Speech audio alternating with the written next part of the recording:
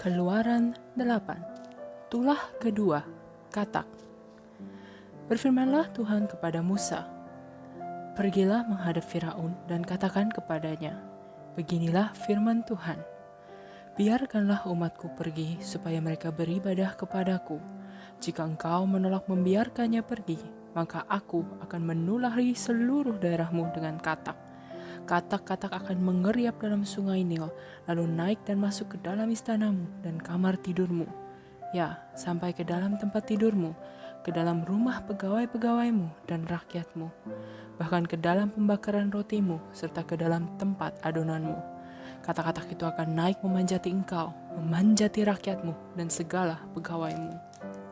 Berfirmanlah Tuhan kepada Musa, "Katakanlah kepada Harun, ulurkanlah tanganmu dengan tongkatmu ke atas sungai, ke atas selokan dan ke atas kolam, dan buatlah katak-katak bermunculan meliputi tanah Mesir." Lalu Harun mengulurkan tangannya ke atas segala air di Mesir, maka bermunculanlah katak-katak lalu menutupi tanah Mesir. Tetapi para ahli itu pun membuat yang demikian juga dengan ilmu-ilmu mantra mereka, sehingga mereka membuat katak-katak bermunculan meliputi tanah Mesir. Kemudian Firaun memanggil Musa dan Harun serta berkata, "Berdoalah kepada Tuhan supaya dijauhkannya katak-katak itu daripadaku dan daripada rakyatku. Maka aku akan membiarkan bangsa itu pergi supaya mereka mempersembahkan korban kepada Tuhan." Kata Musa kepada Firaun, "Silahkanlah tuanku katakan kepadaku, bila aku akan berdoa untukmu, untuk pegawaimu dan rakyatmu, supaya katak-katak itu dilenyapkan daripadamu dan dari rumah-rumahmu, dan hanya tinggal di sungai Nil saja." Katanya, "Besok." Lalu kata Musa, "Jadilah seperti katamu itu, supaya tuanku mengetahui bahwa tidak ada yang seperti Tuhan Allah kami. Maka katak-katak itu akan dijauhkan daripadamu, dari rumah-rumahmu, dari pegawai-pegawaimu dan dari rakyatmu, dan hanya akan tinggal di sungai Nil saja." Lalu Musa dan Harun keluar meninggalkan Firaun, dan Musa berseru kepada Tuhan karena katak-katak yang didatangkannya kepada Firaun. Dan Tuhan melakukan seperti yang dikatakan Musa, sehingga katak-katak itu mati lenyap dari rumah, dari halaman, dan dari ladang. Dikumpulkan oranglah bangkai-bangkainya bertumpuk-tumpuk sehingga tanah itu berbau busuk.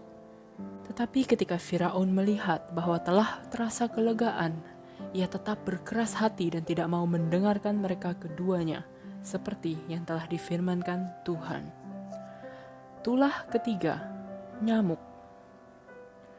Berfirmanlah Tuhan kepada Musa, "Katakanlah kepada Harun, ulurkanlah tongkatmu dan pukulkanlah itu ke debu tanah, maka debu itu akan menjadi nyamuk di seluruh tanah Mesir." Lalu mereka berbuat demikian. Harun mengulurkan tangannya dengan tongkatnya dan memukulkannya ke debu tanah. Maka nyamuk-nyamuk itu hinggap pada manusia dan pada binatang. Segala debu tanah menjadi nyamuk di seluruh tanah Mesir. Para ahli itu pun membuat yang demikian juga dengan ilmu-ilmu mantranya untuk mengadakan nyamuk-nyamuk. Tetapi mereka tidak dapat. Demikianlah nyamuk-nyamuk itu hinggap pada manusia dan pada binatang. Lalu berkatalah para ahli itu kepada Firaun, "Inilah tangan Allah." Tetapi hati Firaun berkeras dan ia tidak mau mendengarkan mereka, seperti yang telah difirmankan Tuhan. Tulah keempat, lalat pikat. Berfirmanlah Tuhan kepada Musa, "Bangunlah pagi-pagi dan berdirilah menantikan Firaun pada waktu biasanya ia keluar ke sungai, dan katakanlah kepadanya, beginilah firman Tuhan, biarkanlah umatku pergi supaya mereka beribadah kepadaku.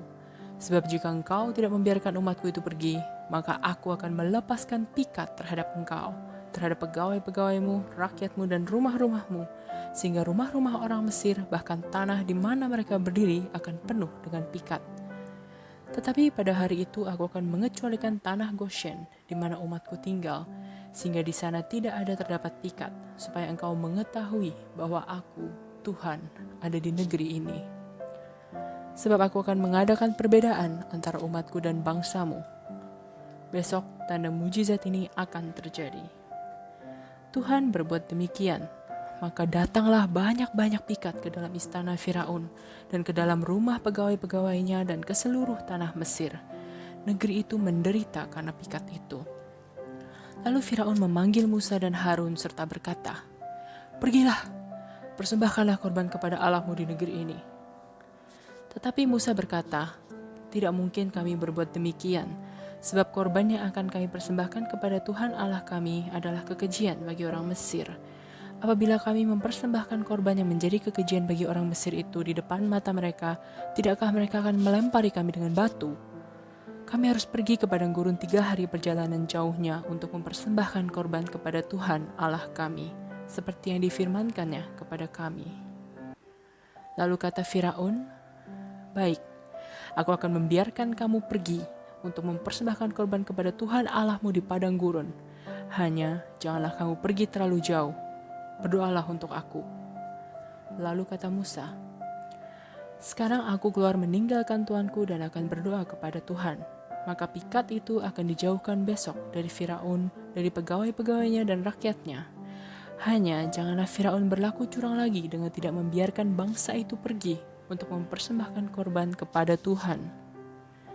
Sesudah itu keluarlah Musa meninggalkan Firaun lalu berdoa kepada Tuhan. Dan Tuhan membuat seperti yang dikatakan Musa. Pikat itu dijauhkannya dari Firaun, dari pegawai-pegawainya dan rakyatnya. Seekor pun tidak ada yang tinggal. Tetapi sekali ini pun Firaun tetap berkeras hati. Ia tidak membiarkan bangsa itu pergi.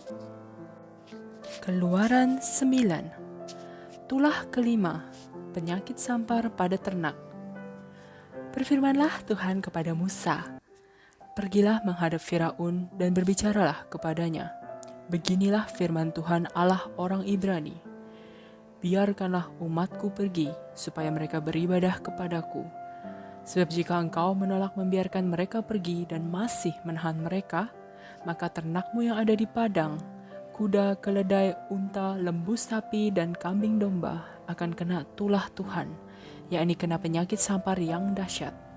Dan Tuhan akan membuat perbedaan antara ternak orang Israel dan ternak orang Mesir, sehingga tidak ada yang akan mati seekor pun dari segala ternak orang Israel." Selanjutnya Tuhan menentukan waktunya, firman-Nya, "Besoklah Tuhan akan melakukan hal itu di negeri ini." Dan Tuhan melakukan hal itu keesokan harinya. Segala ternak orang Mesir itu mati, tetapi dari ternak orang Israel tidak ada seekor pun yang mati. Lalu Firaun menyuruh orang ke sana, dan sesungguhnya lah dari ternak orang Israel tidak ada seekor pun yang mati. Tetapi Firaun tetap berkeras hati dan tidak mau membiarkan bangsa itu pergi. Tulah keenam, Barah. Berfirmanlah Tuhan kepada Musa dan Harun, "Ambillah jelaga dari dapur peleburan serangkup penuh, dan Musa harus menghamburkannya ke udara di depan mata Firaun. Maka jelaga itu akan menjadi debu meliputi seluruh tanah Mesir dan akan menjadikan barah yang memecah sebagai gelembung pada manusia dan binatang di seluruh tanah Mesir." Lalu mereka mengambil jelaga dari dapur peleburan dan berdiri di depan Firaun. Kemudian Musa menghamburkannya ke udara, maka terjadilah barah yang memecah sebagai gelembung pada manusia dan binatang. Sehingga ahli-ahli itu tidak dapat tetap berdiri di depan Musa karena barah-barah itu. Sebab ahli-ahli itu pun juga kena barah sama seperti semua orang Mesir. Tetapi Tuhan mengeraskan hati Firaun sehingga ia tidak mendengarkan mereka, seperti yang telah difirmankan Tuhan kepada Musa. Tulah ketujuh, hujan es. Berfirmanlah Tuhan kepada Musa, "Bangunlah pagi-pagi dan berdirilah menantikan Firaun dan katakan kepadanya, beginilah firman Tuhan Allah orang Ibrani, biarkanlah umatku pergi supaya mereka beribadah kepadaku. Sebab sekali ini aku akan melepaskan segala tulahku terhadap engkau sendiri, terhadap pegawai-pegawaimu dan terhadap rakyatmu, dengan maksud supaya engkau mengetahui bahwa tidak ada yang seperti aku di seluruh bumi. Bukankah sudah lama aku dapat mengacungkan tanganku untuk membunuh engkau dan rakyatmu dengan penyakit sampar, sehingga engkau terhapus dari atas bumi? Akan tetapi inilah sebabnya aku membiarkan engkau hidup, yakni supaya memperlihatkan kepadamu kekuatanku dan supaya namaku dimasyurkan di seluruh bumi. Engkau masih selalu menghalangi umatku sehingga engkau tidak membiarkan mereka pergi. Sesungguhnya besok kira-kira waktu ini, aku akan menurunkan hujan es yang sangat dahsyat, seperti yang belum pernah terjadi di Mesir sejak Mesir dijadikan sampai sekarang ini. Oleh sebab itu, ternakmu dan segala yang kau punyai di padang, suruhlah dibawa ke tempat yang aman. Semua orang dan segala hewan yang ada di padang dan tidak pulang berkumpul ke rumah akan ditimpa oleh hujan es itu sehingga mati. Maka siapa di antara para pegawai Firaun yang takut kepada firman Tuhan, menyuruh hamba-hambanya serta ternaknya lari ke rumah. Tetapi siapa yang tidak mengindahkan firman Tuhan, meninggalkan hamba-hambanya serta ternaknya di padang. Berfirmanlah Tuhan kepada Musa, ulurkanlah tanganmu ke langit, supaya hujan es turun di seluruh tanah Mesir, menimpa manusia dan binatang, dan menimpa tumbuh-tumbuhan di padang di tanah Mesir. Lalu Musa mengulurkan tongkatnya ke langit, maka Tuhan mengadakan guruh dan hujan es, dan api pun menyambar ke bumi, dan Tuhan menurunkan hujan es meliputi tanah Mesir. Dan turunlah hujan es beserta api yang berkilat-kilat di tengah-tengah hujan es itu terlalu dahsyat, seperti yang belum pernah terjadi di seluruh negeri orang Mesir sejak mereka menjadi suatu bangsa. Hujan es itu menimpa binasa segala sesuatu yang ada di padang, di seluruh tanah Mesir dari manusia sampai binatang. Juga segala tumbuh-tumbuhan di padang ditimpa binasa oleh hujan itu dan segala pohon di padang ditumbangkannya. Hanya di tanah Goshen, tempat kediaman orang Israel, tidak ada turun hujan es. Lalu Firaun menyuruh memanggil Musa dan Harun serta berkata kepada mereka, "Aku telah berdosa sekali ini. Tuhan itu yang benar, tetapi aku dan rakyatkulah yang bersalah. Berdoalah kepada Tuhan, guruh yang sangat dahsyat dan hujan es itu sudah cukup.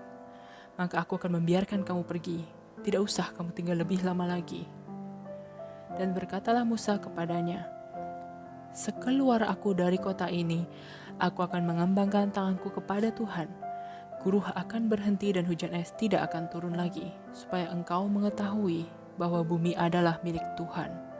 Tetapi tentang engkau dan para pegawaimu, aku tahu bahwa kamu belum takut kepada Tuhan Allah. Tanaman rami dan jelai telah tertimpa binasa, sebab jelai itu sedang berbulir dan rami itu sedang berbunga. Tetapi gandum dan sekoi tidak tertimpa binasa, sebab belum lagi musimnya." Lalu keluarlah Musa dari kota itu meninggalkan Firaun. Dikembangkannyalah tangannya kepada Tuhan, maka berhentilah guruh dan hujan es dan hujan tidak tercurah lagi ke bumi. Tetapi ketika Firaun melihat bahwa hujan es dan gurun telah berhenti, maka teruslah ia berbuat dosa. Ia tetap berkeras hati, baik ia maupun para pegawainya. Berkeraslah hati Firaun sehingga ia tidak membiarkan orang Israel pergi, seperti yang telah difirmankan Tuhan dengan perantaraan Musa.